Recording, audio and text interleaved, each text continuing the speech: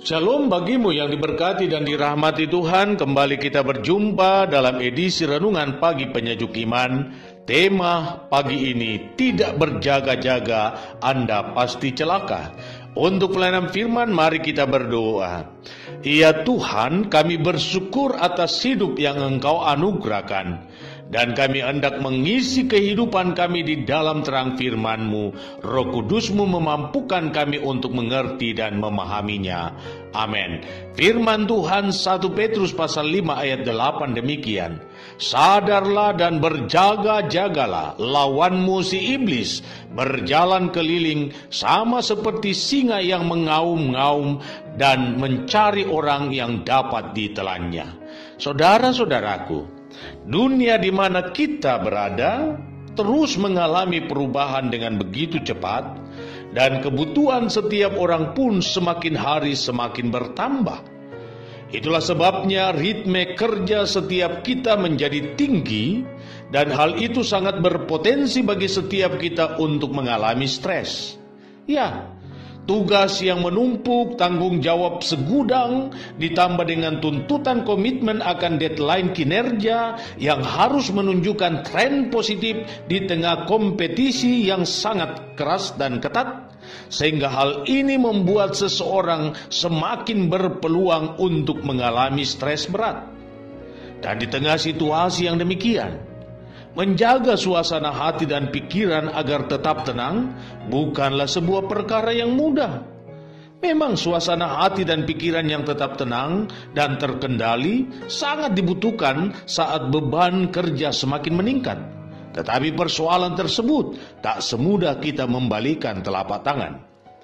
Tetapi sebagai anak-anak Tuhan, saya mengajak saudara untuk tidak stres karena tuntutan hidup yang semakin meningkat. Mari kita bangun keyakinan yang kokoh bahwa seberat apapun tanggung jawab yang ada di pundak kita, sesungguhnya kita tidak sendirian menanggungnya. Sebab apa? Sebab ada Tuhan yang berjalan beserta kita, dan Ia mengerti batas kemampuan setiap kita dalam menanggung beban. Bahkan Ia sendiri tidak mencobai kita. Namun sekalipun kita harus menanggung pencobaan, namun pencobaan itu tidak melampaui kekuatan kita. Tinggal persoalannya terletak pada apakah kita mau datang kepadanya dan memohon kekuatan hanya daripadanya.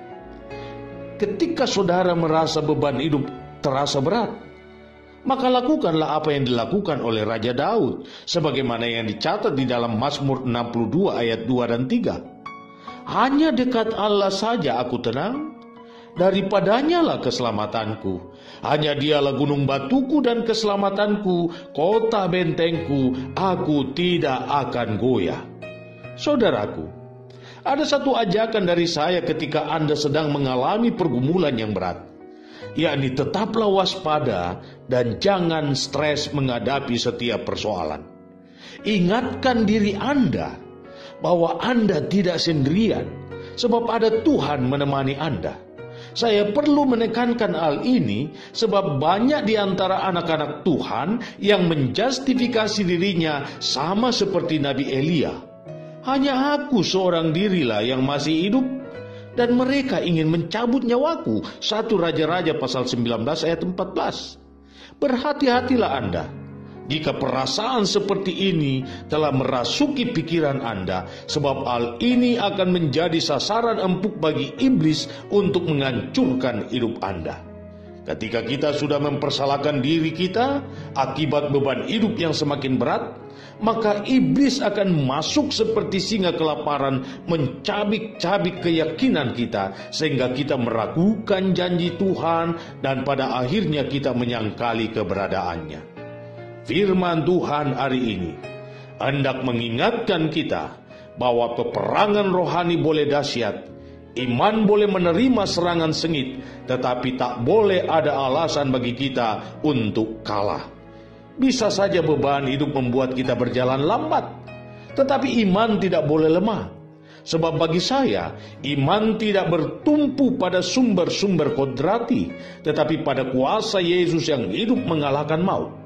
Karena itu, jangan lalaikan kehidupan penyembahan dan doamu, Bungkus kehidupanmu dengan firman Tuhan, maka dengan itu iblis akan menjauh daripadamu dan engkau pun keluar sebagai pemenang. Inilah yang saya hendak tegaskan buat Anda. Jika Anda tidak berjaga-jaga, Anda pasti akan celaka. Dengan cara bagaimana Anda harus berjaga-jaga? Bangun hidupmu dalam doa, penyembahan, dan membaca firman Tuhan, maka iblis akan takluk padamu. Selamat memaknai kehidupan imanmu. Tuhan Yesus memberkati.